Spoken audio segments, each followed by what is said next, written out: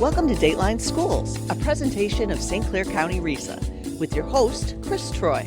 There's an old saying that goes, there are things in life you have to do in order to do the things that you want to do. And there's no better case than this than attending school. Our topic all this week is truancy here in St. Clair County Schools. And to help us get a better understanding of what it looks like is St. Clair County RESA'S Truancy Interventionist, McCoy.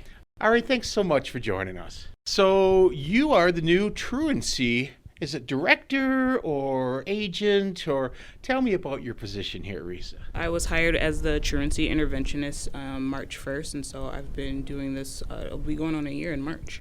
I'm sure you know you're filling some pretty big shoes from Terry Harrington. Tell me a little bit about your background and what brought you here to RESA. I got my criminal justice degree at Ferris State University, and I went right away into working with juvenile offenders, and then I kind of transitioned into foster care. So I've done foster care the last 5 years and decided it was kind of time to move on, but I still wanted to stay within, this area of being able to help others and things like that. So I found this position, and I found it to be perfect so far. Have there been any surprises coming here to RESA? Just how nice and generous everyone is. I think my first week or so, I was introduced to so many people, and so many people were stopping by to say hi and introduce themselves. And I think I love that so much. It was such a great environment to begin working in. So. Now, are you a Port Huron area native, or did you come in from out of town? Tell me a little bit about your background and your family. I was born in here and raised in Port Huron. I graduated from Port Huron High School, went to college at Ferris State, and after graduating from Ferris State, I worked and lived in Grand Rapids for a little bit with my daughter. She's now 12. She turned 12 yesterday.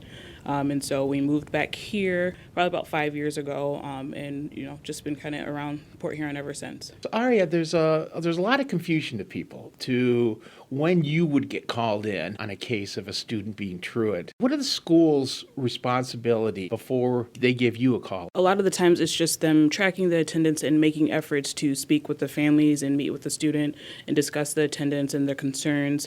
The schools usually mail out letters to the families, try to make phone calls. A lot of the schools have what they call attendance groups. Well, they'll assign the student to an attendance group, and they'll work on things that involve attendance and how they can improve overall. Is there a set number of you miss X number of days, you would then be called in? What kind of bar is set for the schools? I would usually say, because there's 180 days in the school year, we say we don't want them to miss more than 10%. So usually between 10 to 18 days is when the schools kind of decide, after no response from the parents and things like that, they make the discretion to send me a referral.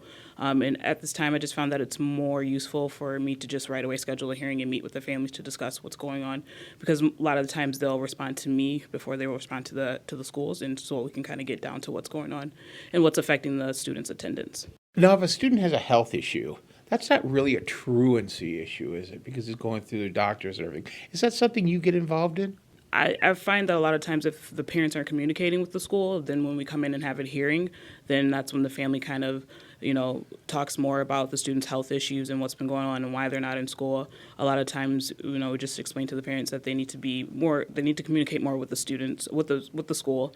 And if they are going to the doctors a lot or things like that, to have a, doctor's note available. They can even look into having a health plan put in place with the school so that there's accommodations for the student.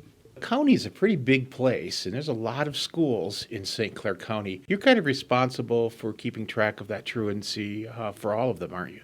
Yes. I've found starting out in March of last year, right away, I was getting referrals after referrals. So I was holding probably about 50 hearings a month up until the end of the school year.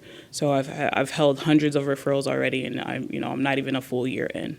And what are kind of the percentages? I know we talked previously about a 10% or so.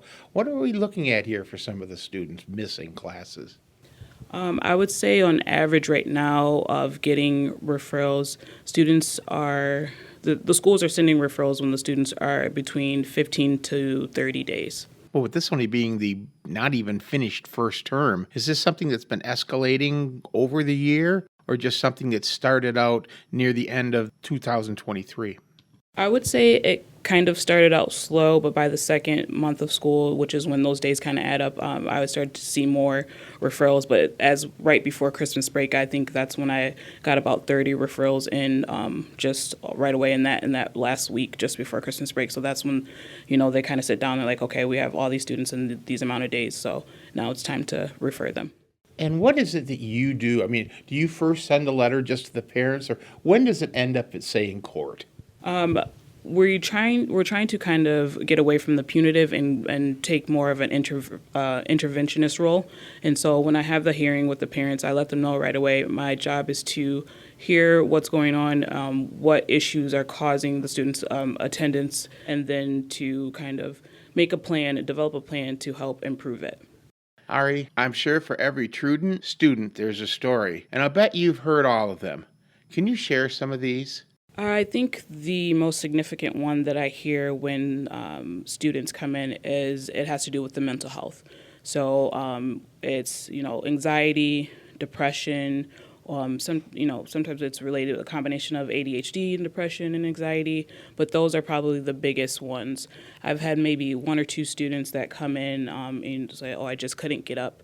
I think this year so far, my biggest issue with the high schoolers is that they're going to school, but they're not going to class, and they, for some reason, hang out in the bathrooms to skip class.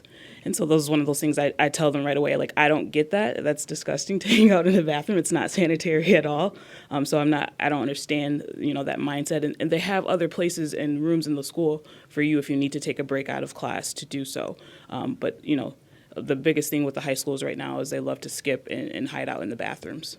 Well, that's interesting about the skipping part. So you as a truancy officer, you deal with them, A, not coming to school at all or missing particular classes? Yes, because in high school, when they miss those class periods, it adds up to an absence, a full absence, and it could end up with them losing credits, and that becomes a significant concern for the school. And so at that point, after they've had meetings with the parent, the students, and they're still not seeing the results, that's when they send the referral over to me so that we can have a true discussion about the students, and they're still not seeing the results, that's when they send the referral over to me so that we can have a true discussion about what needs to change for them to be able to graduate or graduate on time, and things of that nature. Ari, once a school has made every attempt to get a student back on track by calling you in, and there's still not been any improvement, what power do the courts have to be able to help? If it does get to the point where I have to refer to court, which is, having that first hearing, putting in some supports in place, I usually end up having a second hearing and trying to make another plan and with supports and community resources. And if still things aren't improving, and it's, the parent is not making any effort, that's when I decide that it's time to move to let the courts get involved. And once it gets to court, that's when the courts can charge the parents with truancy. And then usually the result of that is probations, fines. There's been some jail time, but it just kind of depends. Every situation is different. What kind of percentage do you see from the initial student, we have an issue with the students, to where it gets that bad? I'm hoping it's a small amount. I would say it's a small amount. I have done a few referrals to court since starting this position, but those are students that this has been going on for a few years now, and there has been no change. So these are, cases that I took over from Terry, and, it's another year, and another year, and another year, so it was time to get court intervention involved. When does truancy kind of start when it comes to students going into high school? A lot of statistics state that, this pattern starts from the early childhood, so starting in those, kindergarten, first, second, third grade. And so me and my supervisor, Gene Searchers, we kind of came up with a plan to really target those younger years so that hopefully we can kind of break that pattern early so that they can continue on school and that truancy doesn't become an issue. But I would say probably middle school it really kind of hits and kind of gets the patterns kind of start, and by high school, that's when you can look back at their history and tell that this has been going on for a while. Well, I want to thank you for taking time for doing this today. I know you're very busy, lots going on out there in the school, and you really do an important job. So thank you so much for being with us this week. For Dateline Schools, I'm Chris Troy. Dateline Schools is a presentation of St. Clair County RESA.